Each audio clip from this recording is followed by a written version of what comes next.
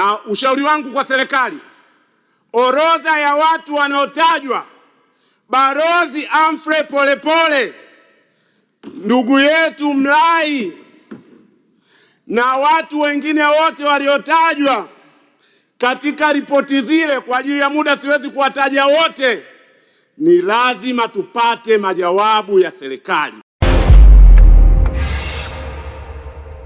Nilimtaja Mheshimiwa Ado Shaibu Ado, ajiandae Mheshimiwa Edwin Sware. Mheshimiwa Spika, nakushukuru sana kwa kuniona ili na mimi niweze kutoa mchango wangu katika hotuba ya bajeti ya Wizara ya Utawala Bora na Utumishi. Mheshimiwa Spika, nina mchango kwenye maeneo kadhaa. Maeneo mawili ya mwanzo yanajikita katika eneo la utawala bora. Mheshimiwa Mwenyekiti, kumradhi, nimeisikiliza hotuba ya Mheshimiwa Waziri Ridhiwani Kikwete. Hasa kule mwishoni Mheshimiwa Waziri anatoa commitment kwamba wataendeleza utawala bora. Lakini Mheshimiwa Mwenyekiti, utawala bora haudondoki mbinguni. Utawala bora unataka misingi ambayo ni lazima uifuate. Usipoifuata, ahadi kwamba utawala bora utakuwepo inabaki kuwa ni maneno matupu. Na kwa ajili ya muda nitaitaja misingi miwili muhimu.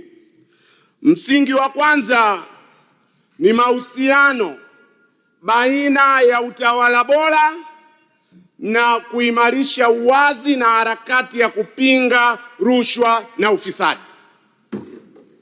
Mheshimiwa Mwenyekiti, kuna mahusiano ya moja kwa moja baina ya utawala bora, uwazi na uwajibikaji katika serikali. Kwa maoni yangu, nikitazama mwenendo hasa kwa kuiangazia taasisi yetu ya TAKUKURU, mimi ninaona bado tuna safari ndefu sana. Mfano, sisi ACT Wazalendo huwa tunafanya uchambuzi wa kina wa ripoti za CAG. Kwenye kila ripoti, moja ya eneo ambalo tunalitazama huwa tunaangalia ni fedha kiasi gani tunazipoteza kutokana na rushwa, kutokana na uzembe, kutokana na ubadhirifu. Uchambuzi wetu wa taarifa ya CAG ya mwaka wa fedha 2023-2024 inaonyesha kwamba fedha ambazo tumezipoteza kutokana na ubadhirifu pamoja na uzembe ni takriban shilingi trilioni 2.5. Hii kwa wakati ule ni zaidi ya 5% ya bajeti nzima ya serikali. Lakini ukitazama kiwango cha fedha ambacho TAKUKURU wanasema wanakiokoa kila mwaka, nimetazama mwaka uliofuata baada ya taarifa ile, fedha ambazo tuliziokoa ni takriban, kwa taarifa yangu, ni takriban shilingi bilioni 14. Taarifa Mheshimiwa Mwenyekiti.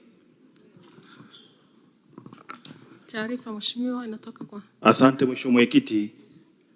Naomba nimpe tu taarifa mchangiaji. Kwanza kwa kuheshimu kanuni angekaa Mheshimiwa Mwenyekiti. Mheshimiwa Mwenyekiti, hapa tunajadili hotuba ya Wizara ya Utumishi wa Umma. Hatujadili taarifa ya CAG. Lakini Mheshimiwa Mwenyekiti amesema mchangiaji ameisoma hotuba. Ukienda ukurasa wa 17 mpaka wa 22 imeeleza vizuri kazi zilizofanywa na TAKUKURU. Mheshimiwa Ado Shaibu Ado, unaipokea taarifa hiyo? Moja ya jambo ambayo inabidi litazamwe kwa kina kwa heshima ya Bunge, ingawa taarifa zinaruhusiwa, ni kwamba taarifa zinazokuja ziwe na msingi, zisije kwa lengo la kumpotezea muda mzungumzaji. Mimi nakwenda huko Huko ndio ninakokwenda, nimetoka 23, 24. Unakuwa na ubashiri gani kwamba zitokwenda 25, 26? Niachwe nizungumze. Taarifa ya wizara kwenye hotuba yake inaonyesha progress ya bilioni 102 zilizookolewa. Nikifanya uwiano wa kiwango cha fedha tunachokipoteza na ile product tunayoipata kwa jitihada za TAKUKURU, hitimisho ninaloweza kuliweka ni kwamba sioni jitihada za dhati za serikali ya Chama cha Mapinduzi kupambana na rushwa na ufisadi, hasa rushwa kubwa kubwa. Nitaona hivyo nitapoona yale masuala makubwa yanayobeba upotevu wa mabilioni ya shilingi TAKUKURU ielekeze nguvu zake huko badala ya kuweka mkazo mkubwa kwa upotevu mdogo wa chini. La pili, Mheshimiwa Mwenyekiti, ni msingi wa mahusiano baina ya utawala bora na haki za binadamu, hasa haki ya kuishi. Mheshimiwa Mwenyekiti, bila haki za binadamu hakuna utawala bora.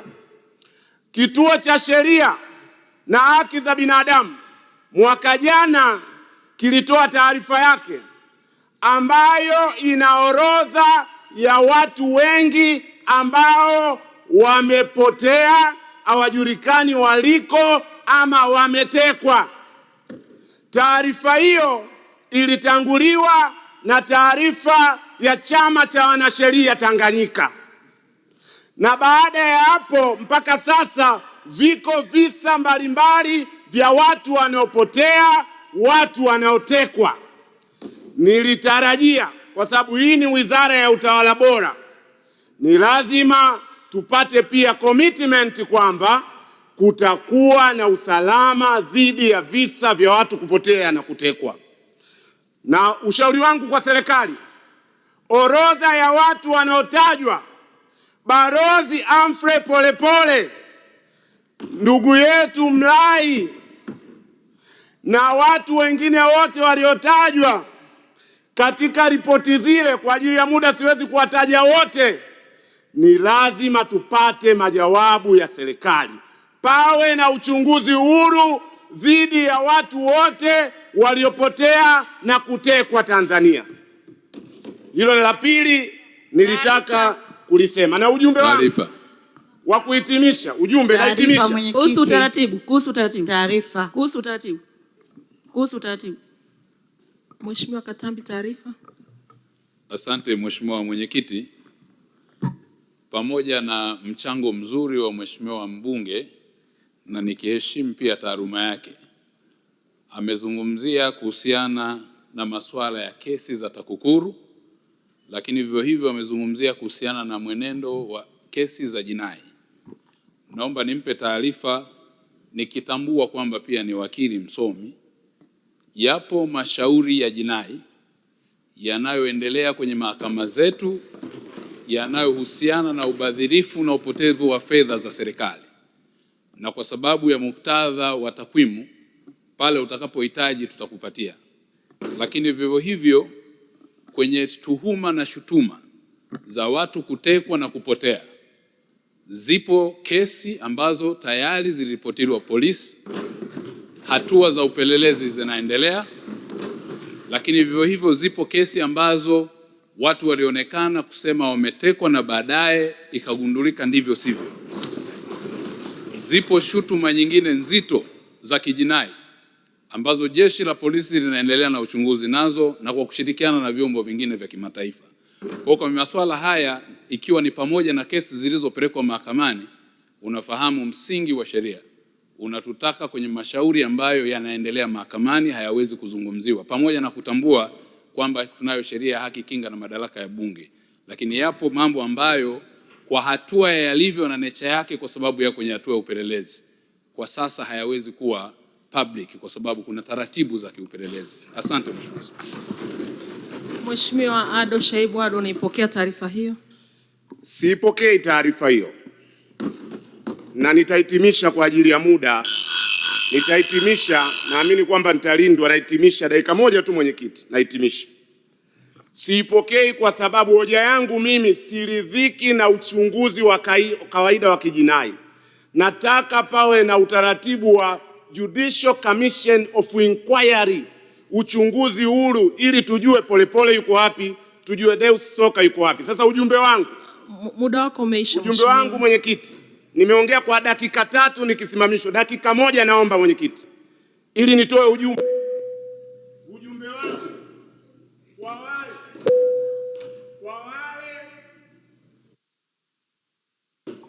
ujumbe wangu kwa wale wanaodhani. Muda wako mheshimiwa umeshaisha. Nimeongea kwa dakika 3.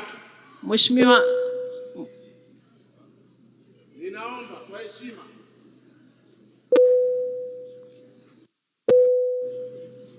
Nataka kuhitimisha, natoa ujumbe. Mheshimiwa Ado, muda wako umeisha.